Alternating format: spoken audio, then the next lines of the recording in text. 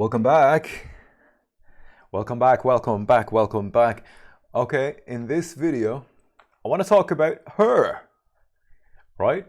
So this is a mural that was put up on a building which is facing Bishop Lucey Park in Cork City. It was painted by Fintan McGee. It's a well done painting. It's a very well painted painting. It's supposed to be a migrant woman, and I will take it that it is an Irish woman, but because the face looks quite Caucasian, because the Irish are a Caucasian people. And so if we look along here, so I want to talk about this. This is, we're going to talk about it, look at it visually and talk about it a bit. I find that her expression is quite, what would you say, numb looking. You know, she has that very kind of like blank look to her, which is, you see in some women's faces these days, younger women. It's very strange. Looks like they're zoned out and there's no feelings whatsoever going on inside. It's like a complete shutdown or something, you know. It's a very cold, hard look on the face, and I don't know whether Fintan McGee did that intentionally or what, but it's very strange. And I also think it looks quite masculine if you look at the face, but then especially if you look down along the arms and look at the hands. The hands to me are very manly, very masculine, you know, and I just find that unusual. And is that following some kind of current trend of this whole kind of LGBTQ thing, malarkey? It just seems like you could take one quick look at it and it could be a feminine man, but well painted. It's a good painting and very painterly, may I say. Okay, so what we're going to do too now is take this online and look at some sources, some journalistic sources online. And here is Google.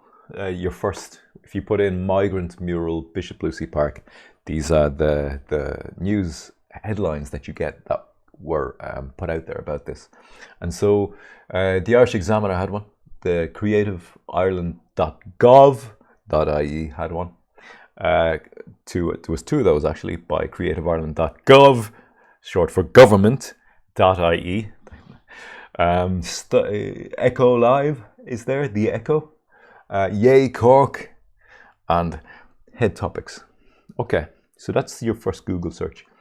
And if we take out just the Irish Examiner, and if we look at this article, this is written at the time it was painted, which is in September the 19th, 2019.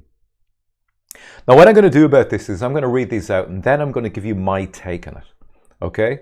So if you find yourself offended, because most of the people who listen to this from the places that I usually express this won't be offended. But I'll be also putting this up on social media. So there may be ideas that you might at first balk because it's not in your circles to talk about this stuff.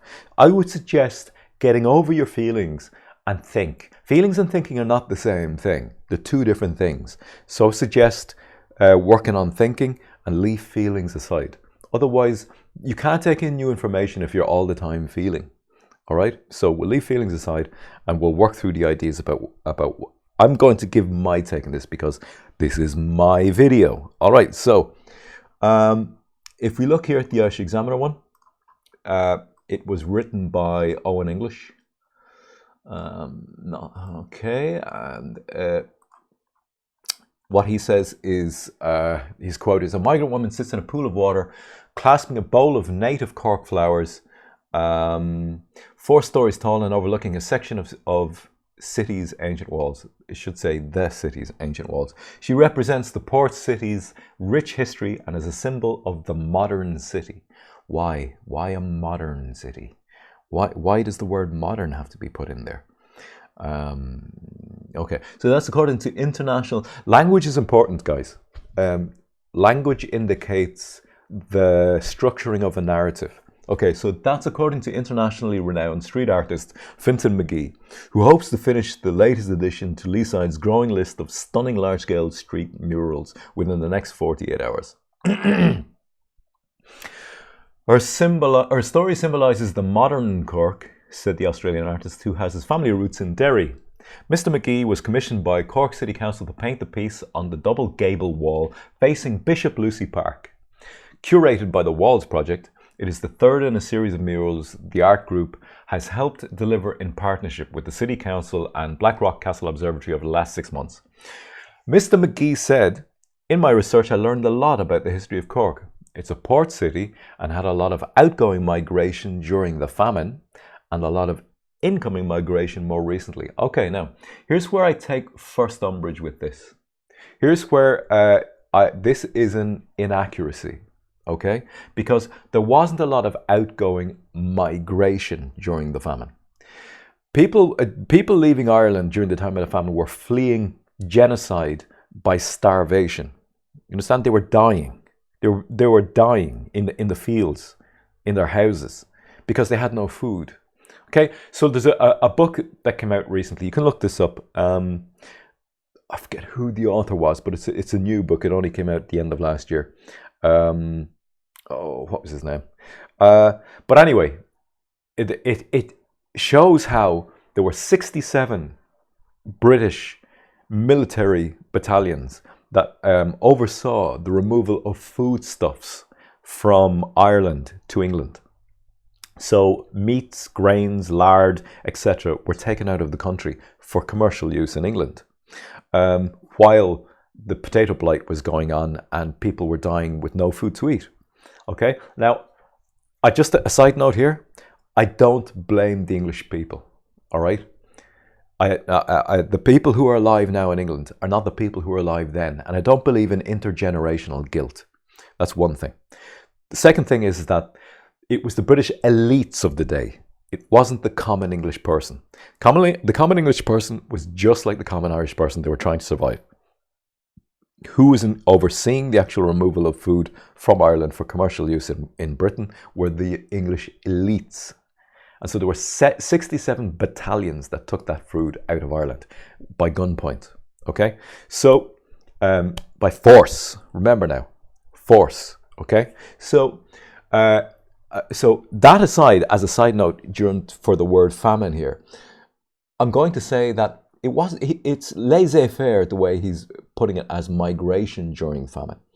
The Irish were fleeing out of Ireland, were fleeing death by starvation, were genuine refugees and asylum seekers in the truest sense of the word. They weren't economic migrants, okay? To give context to this, in the Irish system at the moment, in the last year, the two ethnic groups which presented the highest amount of numbers for refugee status in Ireland were Albanians and Georgians. Keep that in mind. Albanians and Georgians, two groups who their countries have no ethnic conflicts taking place at home. There's none. Okay? Also, to bear in mind that there were 12,000 Brazilians and 7,000 Indians that came into Ireland in 2018. All right, that's because of the incentivization by NGOs and our government and foreign interests funding NGOs, non-governmental organizations being funded by the government. Can you believe that? Their funding can be traced back to the government and also to foreign interest groups who incentivized populations in other parts of the world to say that Ireland was a booming economy at the moment and you should come here and work here. All right, so. And I'll refer back to this later in the video to do that. The same happened to the English when the Irish were incentivized to go to England in the 60s, 50s or 60s. I think it was 60s anyway. That the elites in Britain did the same thing the elites here in Ireland, the political class and the media are doing the same thing to foreign nations to bring them here as the British elites did to their people. They disenfranchised their own people to actually bring in people from abroad. And that's one of the situations that the Irish went to Britain, you know? So The Irish, I'm going to refer to it later in the video as the Irish went everywhere, and they didn't go everywhere. So we'll get to that in a while, but and you will hear why I say that. And I wanted to paint something from a refugee background. And she's holding wildflowers from Cork. There's a lot of flowers from all over the world growing here.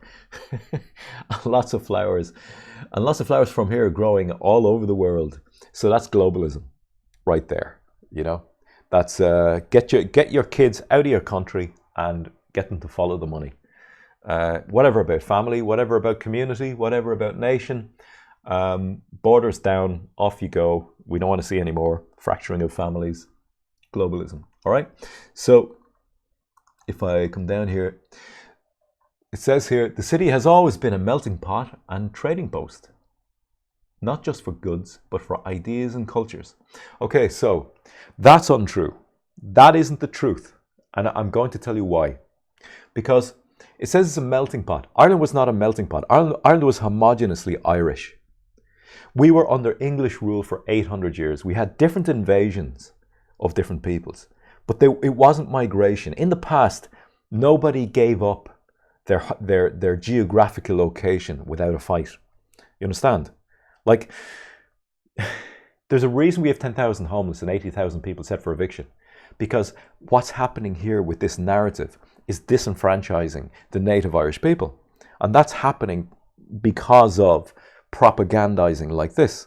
And so what does it say here? Yeah, not just because but for ideas and cultures. So like it's a trading post for ideas, not just for goods, but ideas and cultures. I don't understand that, because a culture is a single geographical location in which a group of people all believe in the same thing. They share a past, they share a history, they have shared beliefs and shared religious ideas, and they share an ethnicity. And that's what makes up a culture, you know? So the idea of multiculturalism is a contradiction of culture. People have a sense of belonging by belonging to a culture. So when you have disparate, atomized, balkanized, different cultures in small groups of people all around the same geographical location, what you end up with is a clunky, not a smooth running society, you know? And that's what a culture was for. A culture was to give people in one geographical location who all shared this similar background, to give them a sense of belonging, you understand? So to say cultures, multiculturalism, interculture, is a contradiction of that, you see? So,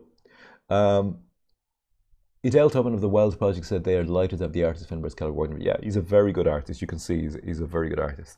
And you can read down along here. I'm not going to read that. That's all about just the people involved, the groups involved, and all of that. Okay, so we move on to the next page, which is creativeireland.gov.government, right? .ie. All right, so Immigration Mural by Fintan McGee, managed by Waterford Walls and funded through Cork City Council's Placemaking Fund, as well as Creative Cork. Internationally renowned artist Fintan McGee will create a mural for an iconic wall in Cork City. The wall fronts onto Grand Parade and will be installed in September 2019. With cooperation from the building owner, this new mural will become a must-see for street artists fans across Ireland. Okay, now this is the concept as put forward by Fintan McGee. The piece is inspired by an article about the wildflowers of Cork and about how a lot of the species that are present on the streets of Cork came from other countries on ships. Like, do you see the narrative? Okay, I know that Cork is a famous port city and has been both the exit and entry point for a lot of new immigrants travelling out and in from Ireland. Is it amazing that a huge mural about immigration has been put up in Cork City at a time when mass immigration is taking place? You understand?